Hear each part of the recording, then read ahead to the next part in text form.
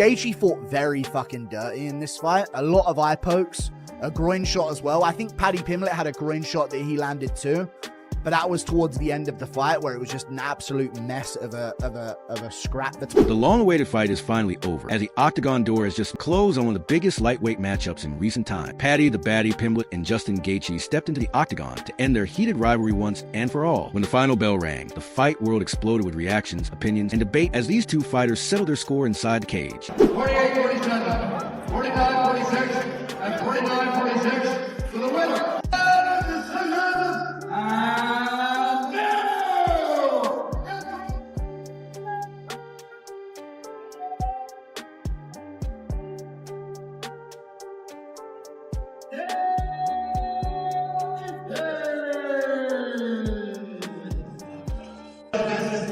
It was an absolutely incredible fight, incredible war.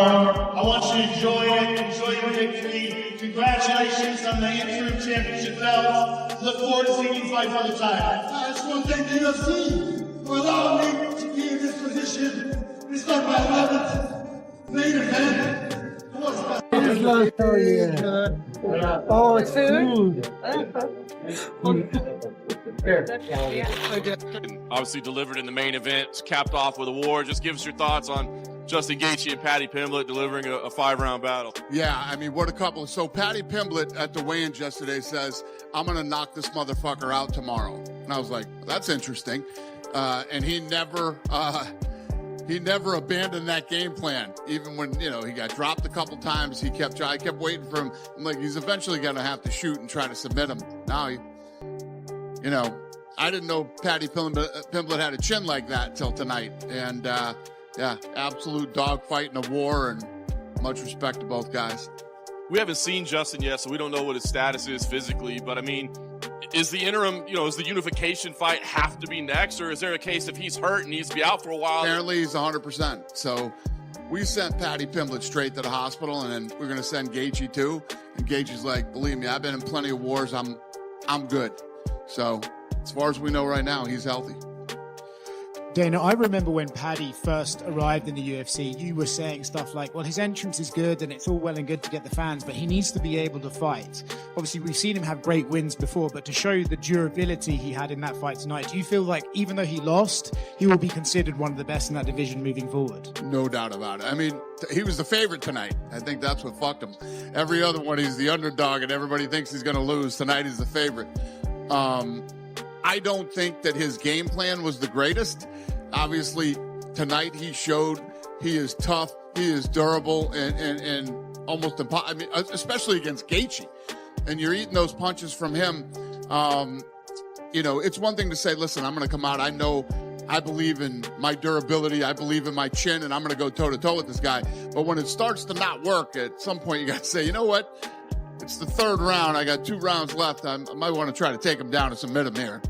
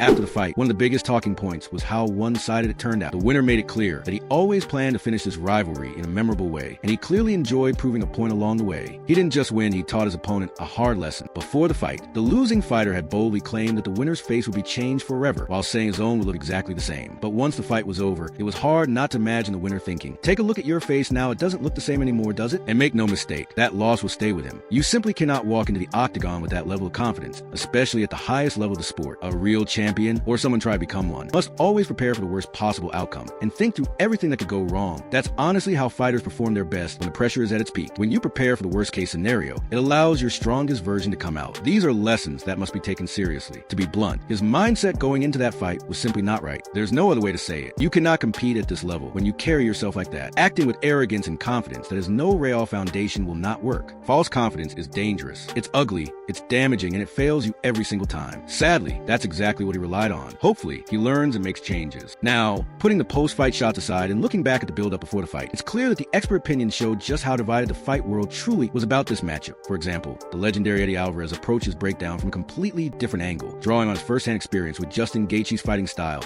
after facing him early in Gaethje's UFC run, rather than focusing only on raw talent or technical skills. Alvarez emphasized that overall readiness might be the single most important factor in a fight like this. Former champion explained that Gaethje brings a very rare kind of pressure non-stop, crushing intensity that training partners simply cannot recreate over the course of full camp. Alvarez vividly remembered the constant shots to the body, the non-stop aggression, and the overwhelming feeling of having no space to breathe during their violent clash. He made it clear that no amount of sparring can truly prepare a fighter for that reality. You don't fully understand what it's like to face Gaethje until you're in there with him yourself, experiencing that pressure under true championship level conditions. It's like the first thing that comes to mind when you think of that fight with Justin.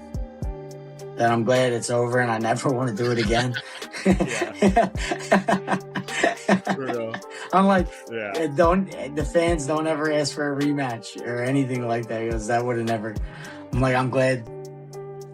He's unique, man, and he's one of my favorite guys to watch. So like, but if you want to beat Justin Gaethje, you have to. So he's a forward fighter and a pressure fighter that he will stand in the pocket. And he's gonna throw everything he got in that pocket. If you don't meet him, you'll get chewed up. So Paddy, the way to beat a guy who like does this, very violent, aggressive pressure fighter, you have to meet him. You have to throw when he throws. So you got to be brave, and you got to go. You have to go when he goes in between his shots. If you do that, you got a fair shot. If you don't do that, if you're not brave and courageous and throw when he throws in between his shots, it's going to be a really long night. It's going to be a hard night. Talking about top-level fighters, Michael Chandler, Iron Mike himself, shared a rare and very valuable take on this matchup. His opinion carried real weight because he had done something few others could say. He had fought both men inside the octagon. After Paddy Pimblett's impressive stoppage win in April of the previous year, result that surprised many fans and helped confirm his rapid rise, Chandler was honest in his assessment. He openly acknowledged that the Liverpool fighter, Paddy the Baddy, had a much more well-rounded skill set than most critics were willing to admit. That said, when it came time to make a serious prediction, Chandler still sided with Gaethje. His reasoning was simple and direct. He pointed to Gaethje's deeper experience and a level of overall skill that he believed was just a step higher. The former Bellator champion explained that Gaethje represents music, a completely different kind of challenge, a level of opposition that Pimblett had never faced before in his career. A fighter whose pressure and power are on another level, the kind that clearly separates rising contenders from true championship caliber competitors. What do you think it looks like? Oh man, more skilled, more experienced, I think better fighter all around, Justin Gaethje. But I also have been on record and said that Paddy Pimblett is better than a lot of people think he is, because of his haircut and the way he talks. And when I fought him, he's better than a lot of people give him credit for. He's got long reach, good kicks, pretty darn patient and composed in there, but Gaethje's a whole different animal. So if I had to bet, I'd go Justin Gaethje, interim champion, and then he beats Ilia Topuria later on this year. Then there was a legendary El Chuchui, Tony Ferguson, who much like Michael Chandler shared a very different and deeply personal take on this matchup. His opinion carried special meaning because Ferguson had fought both men during his long, demanding, and well-documented UFC career, making his insight especially rare. Ferguson openly suggested that Gaethje's long history with interim titles and repeated setbacks in undisputed title fights could weigh heavily on him mentally. In a high-pressure moment, those past disappointments might resurface and affect the performance when it matters most. On the other side, Ferguson believed Pimblett's raw ambition and his intense drive to win his first major championship could fuel an almost desperate level of motivation. That kind of mindset in Ferguson's view, often pushes fighters beyond their normal limits and unlocks a higher level they haven't shown before. Drawing from his own first-hand experience in countless brutal battles, Ferguson saw clear flaws in both fighters. Still, when pressed to make a choice, he leaned slightly toward the hungrier challenger, the one chasing a fresh opportunity, with everything on the line, believing that pure, relentless hunger could be the deciding edge in a high-stakes fight like this. I'm leaning towards Justin. You're one of the few that I've heard say that. Can you tell us why? I just think he's been in those 25-minute fights. He's been in dog fights before. I think Paddy's going to have a tough time stopping him on the feet, and I don't think Paddy's going to be able to get him down, so he's going to have to fight with him. Unless Paddy can stay super disciplined for 25 minutes, stay a distance, pick his shot. Justin's just a bigger puncher, and he'll put himself in harm's way to land one of those shots. And it's tough to stay away from him for 25 minutes. Do you think that the UFC wants Paddy to win? Probably. Yeah. Probably, because Justin's talking about retirement, and Paddy's still young, and they can continue to build him. There's a bunch of fights we haven't seen with Paddy. So it's more marketable if Paddy wins. And so how do you see it playing out? I think Justin stops him. Then there was Colby Chaos Covington, who, true to form, didn't hold back at all. He openly voiced his frustration over how strongly the betting odds were favoring the British fighter, Paddy Pimblett, with his trademark confidence. Covington said he would put a large amount of money, a serious stack of cash, on Justin Gaethje if active fighters were allowed to bet on fights, which they aren't for obvious reasons, despite public opinion and the betting world heavily backing Pimblett. Covington completely rejected the popular storyline. He viewed Gaethje as a proven, battle-tested competitor, someone who brings non-stop, crushing pressure the kind that Pimblett had never truly experienced inside the cage. In Covington's eyes, this wasn't just another difficult matchup. He believed Gaethje was coming in with a completely different kind of storm. I'm going to go with Paddy, you know what I mean? There's been a couple of times where I thought Paddy's had big tests in front of him and he's passed them. And, he showed me in his last fight he can really stick to a game plan. And he's going to need that with a Gaethje. However, stepping away from the majority of opinions, Sugar Sean O'Malley confidently stood on his own with a very different prediction. With his usual bold energy, he strongly and even enthusiastically backed Paddy Pimblett to capture the interim championship gold. The bantamweight star viewed this matchup as a fascinating stylistic test that actually favored the British grappler if he played it smart. Where others only saw danger, O'Malley saw opportunity. Always sharp in his fight analysis, confidently predicted that Pimblett would spot a key opening in the second round and close the show by locking in his trademark rear naked choke. This forecast showed strong belief not only in Pimblett's high-level ground game, but also in his fight instincts, his natural ability to recognize the exact moment an opponent becomes vulnerable during chaotic exchanges. In the end, O'Malley believed that Pimblett's grappling edge and superior jiu-jitsu would be the deciding factor when the pressure was highest and everything was on the line. Bad, dude. Paddy's not bad. He's very beatable, and Gaethje's very beatable as well. But when it goes into the passion and how upsetting Justin Gaethje has always been about not getting that real title shot, and they just keep dangling it right there again. Paddy's in for a new treat, right? Paddy's the one that's never fought for a belt. He's going in there. He's going to be trying to, get that stuff. He's going to feel a little bit more fresher. He's going to have that little bit of excitedness in my opinion. Matchup, Yeah. I think 5 rounds. This is the common take. Everybody gonna say that, not only me, but if Justin Gaethje doesn't stop him on the beginning, he's going to lose. I think everybody thinks like that. And I think Paddy Pimblett will beat Justin Gaethje. So what's your take? After hearing all these expert opinions, how do you see this amazing lightweight fight? And how do you understand the battle between these two warriors? I'm kind of leaning towards Paddy. But the way he does get hit with left hooks, he looks so good against Michael Chandler. Paddy's got a lot of ways to win. He's a scouser. He's a scouser. Scousers don't get knocked out, you mushroom. He KO'd Dustin with a head kick too. The fight before the Max Holloway one, which is pretty impressive. True. So he got, man.